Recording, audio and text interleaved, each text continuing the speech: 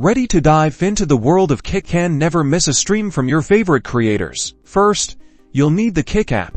Head over to the App Store or Google Play Store on your mobile device and search for Kick. Once you find it, tap install and let the app download. This usually only takes a few seconds, depending on your internet speed. If you're new to Kick, tap sign up and create an account. If you already have one, simply log in with your existing credentials. Now for the fun part, finding your favorite streamers. Tap the search icon. It usually looks like a magnifying glass and type in the streamer's name or channel name. Once you've found the channel you're looking for, tap on it to go to their profile page. You should see a follow button. Tap it. To make sure you never miss a live stream, enable notifications. Go to your phone settings, find the Kick app, and allow it to send you notifications. You can also enable notifications within the Kick app itself, usually by tapping the bell icon on the streamer's page. That's it. You're now following your favorite streamers on Kick and ready to join the community. Enjoy the streams.